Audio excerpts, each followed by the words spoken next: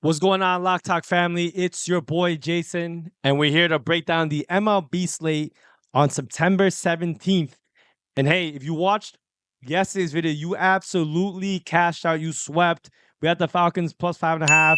I had also given you for them to even win outright and the under all cash. I'm gonna put up some of the tickets right here. We actually swept them on NFL. MLB went 1-1, but today we got MLB and WNBA in premium. So if you guys do want to tap in and run it up with us, I put another major discount down below in the pinned comment. So tap in and let's all get paid today, man. I'm gonna break down the entire MLB slate. Let me know if you like the MLB slate breakdowns better or the player props. I've gotten like mixed reviews, so I'm not really sure. I can't do everything. Obviously, like I got premium guys that I gotta have some picks for them, but I'm gonna go through every single game on the slate as quickly as I can. Obviously, not every play is gonna hit, but I hope so. I'm just gonna give you my lean on each of the games, and let's get it rocking and rolling, man. So let's go to the first game right here. Let's talk about the oops. Well, I'm not trying to buy any tickets or anything. Let's talk about the first game right here. The San Francisco Giants against the Baltimore Orioles. All these games start at 6:35 Eastern time. But let me see if I could even just pull up the game itself. I guess not. I'm on the MLB website. So here's my reasoning for this game, at least my analysis. Blake Snell has been in great form with 5 consecutive wins, winning his last few starts. The Giants, they strung some strong power numbers against their top 10 isolated power against right-handed pitchers over the last month. And Albert Schwartz, he's struggled, man, allowing 5 home runs in his last 5 games. And he's not looked good, man. For some reason, a lot of people in the expert community love Schwartz, but I'm not a big fan of him. He gives up a lot of chances, walks. He's not a really great pitcher. Now I think he's definitely the better starter. He has a K rate of 31% and ERA of 2.43 over the last month. And the Orioles striker rate has gone over 22% above average. And they've not been a great team since the All-Star break, man. I mean, just simply put. I kind of like the Giants on the money line in this game. I'm not saying it's my favorite pick on the board, but I think there is some slight value with them. Giants are minus 117 favorites, even though they're on the road against the Baltimore Orioles, which is a little surprising. I think it's because of the starting pitching.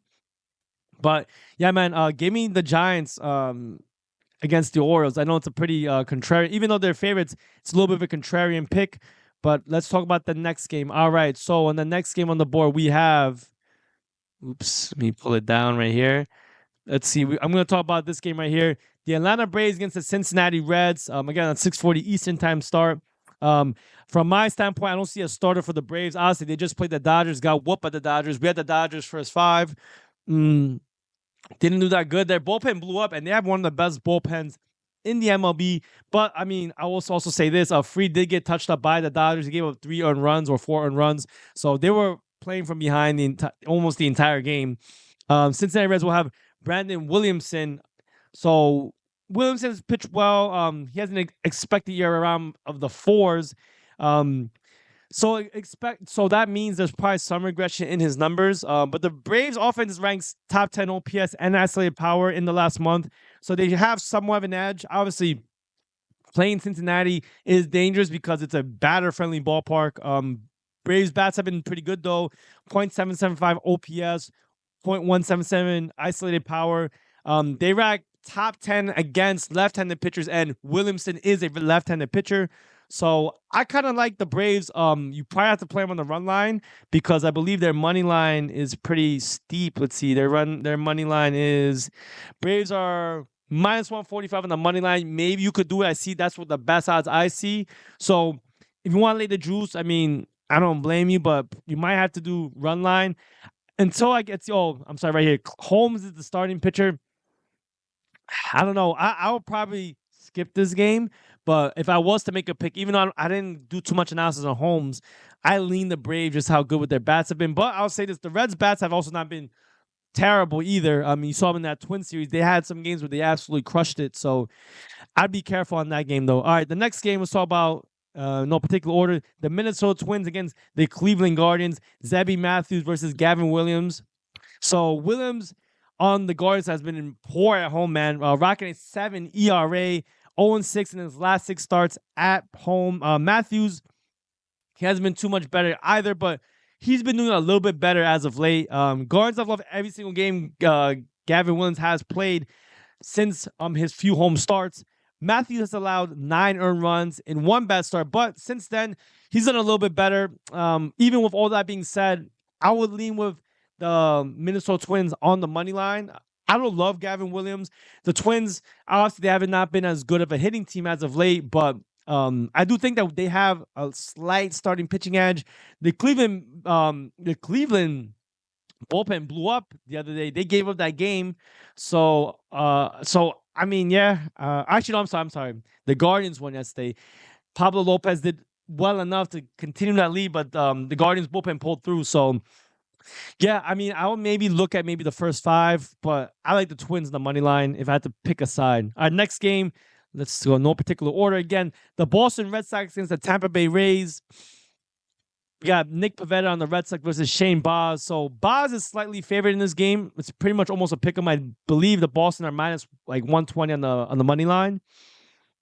Pivetta has only allowed 1 earned run in each of his last 2 starts. The Red Sox have been pretty solid against right-handed pitching all season. At one point, they were by far the #1 hitting team, but they've since slowed down, which makes sense. They cannot be this red hot for that long, to be honest.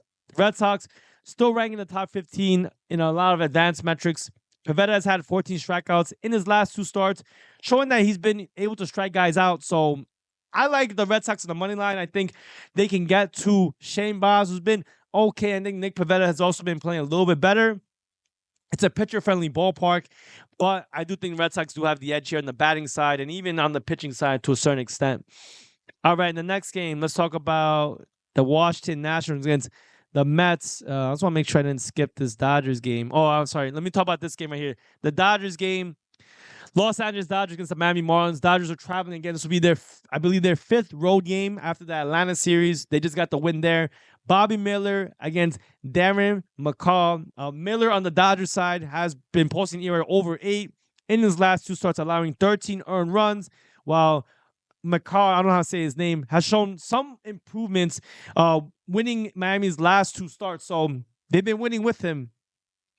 The one thing I just don't like is Miller. Miller is trash. Miller has allowed 2 or more home runs in his last 4 of the 5 starts. The Dodgers offense remains strong, but I mean, the pitching is a struggle, man. Their bullpen is one of the worst rated bullpens, and Miller is not good. I'll be honest, with their travel, they just got a big win over the Braves in their last game. This could be a letdown spot for them, in my opinion. So I will lean Marlins run line or even money line, man. Money line plus 190, run line you can still get at minus 110, plus 100. There's no way I'm laying big juice with Bobby Miller. He is garbage, bro. So you guys can do what you want. You can add him to your parlays, but I think the value is all over Miami. Do I think they win? They shouldn't win. The Dodgers have the much better bats, but I think there's value with the Marlins on this game, man. Being honest. All right, so let's talk about the next game. We got the Washington Nationals against the New York Mets. Mitchell Parker and Tyler McGill are your starters. Look, I'll say this, man. The Mets have been hitting lefties very well, ranking top 10 in OPS. In the last 30 days, the Nationals bullpen struggled, posting a 5.11 ERA in September. For me, it has to be the Grimace Mets. Even though McGill has been pretty much garbage, but he did have a pretty decent game against the Blue Jays when the Blue Jays have still been red hot against right-handed pitching. I like the Mets. They have a lot more to play for as well. I think they have the better bats, even slightly the better bullpen as well. So even if the game is close, they're both giving up runs. I think the Mets can pull it off, but you have to do it probably on the run line because I imagine the Mets are pretty big favorites. So the Mets are, if I'm looking at my notes, minus 145 on the money line, probably even higher now, minus 160 to 170. So yeah, I'll rock with the Mets in this game. All right, so let's talk about another game, man. I'm trying to just roll through these games. We got the Detroit Tigers against the Kansas City Royals. Casey Mize of the Tigers against Cole Reagans are your starters. Reagans, he's definitely been a lot more reliable with better strikeout numbers and command. Mize has struggled on the road, posting ERA of over 5 this season, so not the best spot for Casey Mize. And of course, the Royals typically have hit better on the road, at home than on the road, especially against right-handed pitching. Reagans 91 strikeouts in his last 90 innings. Mize has been fairly inconsistent. He had games where he could strike dudes out. But other than that, I mean, I'm just not comfortable with backing Detroit, even though they won last game. I have to kind of roll with the Royals in this one. Even at a steeper price, I believe their money line's at -160. You could do run line at +130, but maybe look at the first 5 run line. I think it's probably like -130, -120. I do think Ravens can do well enough to hold on these Detroit bats, and Kansas City could get to Casey Mize, in my opinion. All right, let's talk about the next game. We got the Oakland Athletics. Let's see, I'm going to go like this. How about we do it like this? The Oakland Athletics against the Chicago Cubs. This will be a 7:40 p.m. Eastern time start. Again, Mitch Spence against Jordan Wicks. And I'll say this, man, Mitch Spence has been better at home, but he's been fairly solid, allowing 2 earned runs or less in his last 4 starts.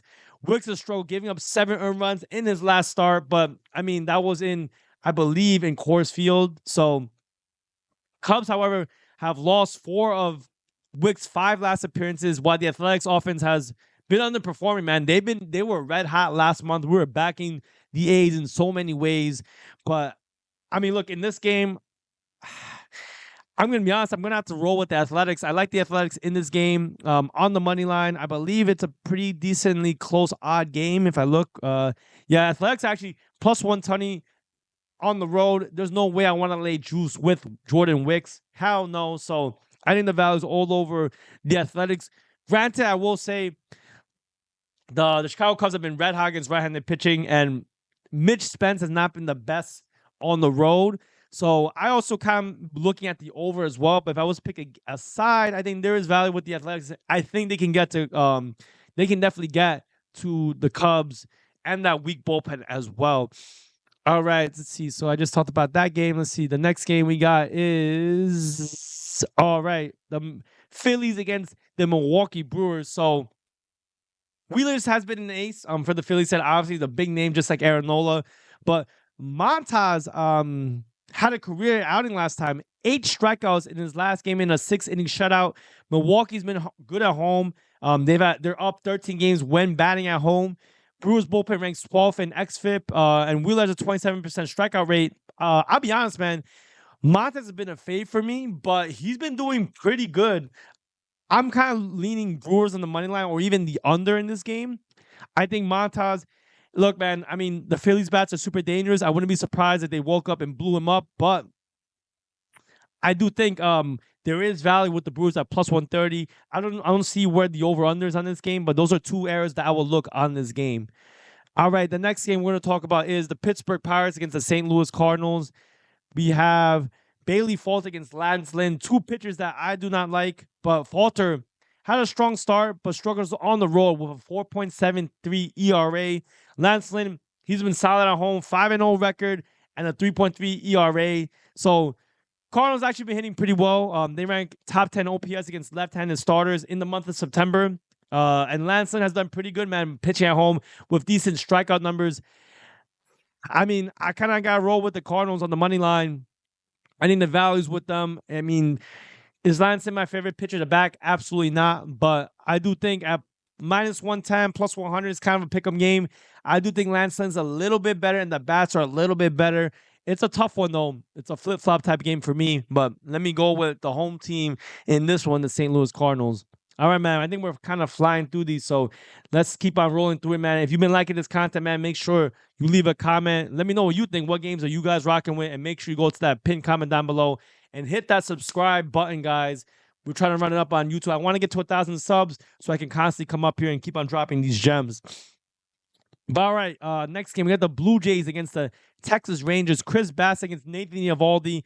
And I'll simply put, Bassett has kind of rebounded after a rough start. While Eovaldi has been fairly inconsistent, I think his injury, he still hasn't recovered from it fully. Blue Jays offense has also been absolutely red hot against right-handed pitching. So, look, Blue Jays top 10 OPS. Bassett has had 3.69 ERA this season. He's been okay. And the Rangers bats have not been the best. They've been picking up recently, but I got to kind of go roll. I mean, I got to roll with them. And the Blue Jays on the money line, then Bassett could do enough to get strikeouts and to hold these bats down. While on the other side, I think Eovaldi has not been consistent. The Blue Jays bats have been very, very, very good. So let me see what the odds are in this game. I don't see the odds real quick, but yeah, I got the Blue Jays on the money line. I imagine they're probably like it's a pick'em type game, just given who the starting pitchers are. Eovaldi's a much bigger name. I'm pretty sure a lot of people will be on Eovaldi. People don't. People are forgetting the Blue Jays. They're not in the playoff picture, but they've been winning games, man. I mean, just take a look at their record. They've been doing very, very well. So, yeah, let me go with the Blue Jays in this game. All right, next game we got the Arizona Diamondbacks against the Colorado Rockies. I'm pretty sure no one had the Rockies to win that game, but hey, we are here now. We got Jordan Montgomery against Feltner, and man, this is a tough game because Jordan Montgomery is an absolute trash can. The guy is terrible. He's been a fade for me all season long. But Feltner has been pitching his best baseball, man, sub 500. However, the Diamondbacks have been one of the best offenses since the All-Star break. I'm not gonna lie, Diamondbacks leading every single advanced metric, even though they only got 2 earned runs last game. So look, man, I mean, I know everyone's gonna be on the Diamondbacks run line, money line, but I'm gonna be on the Rockies team total over. I think they can get to Montgomery and their bullpen. So give me the Rockies team total over in this game. But hey, look, I wouldn't be surprised if the Arizona Diamondbacks win, but we're not relying on the Rockies to win. We just need them to get runs on Montgomery. All right, let's see the next game. Last 3 games are coming up, guys. So we got the White Sox against the Los Angeles Angels. Both teams have been disappointing, man. Martin and Canning have struggled, but the Angels have probably had the better offense as of late. Canning's like a gas can, bro. 4.89 ERA this season. And the Angels, you know, they rank top 10, top 15 in a lot of advanced metrics for hitting. I don't like this play, but I'm gonna have to kind of go with the Angels money line or run line, but not my favorite game on the board. Both teams are terrible, so both pitchers are not that great, but the bats are definitely better on the Angels side for sure. All right, next game we got Hunter Brown against Michael King. Padres and the Houston Astros. Both pitchers have been solid, but they haven't been getting the run support that they need, man. Brown struggled in his last start, allowing 5 earned runs. And the Padres lineup has been very good against right-handed pitching, man. The lowest strikeout rate in the league. So Hunter Brown kind of relies on that strikeout stuff, and he's much better at home than on the road. Obviously, he's on the road in this game, so he might have a tough outing in this one. Padres isolated power and OPS definitely been better than Houston. They're one of the top 5 teams every month, every week against right-handed pitching. I don't love this play, but I gotta kind of roll with the Padres, man. Michael Kending's the better starter, even though he's had his struggles as of late. But I just think their bats are just much better. Low strikeout rate. They're gonna give problems to Hunter Brown. And then when it comes to the bullpen, I mean, I think it's kind of even to a certain extent, but I like the Padres in this one.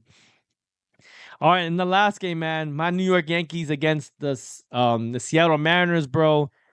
Let's get straight to it. I'll be honest, man. I mean, Wu got racked last time the Yankees played.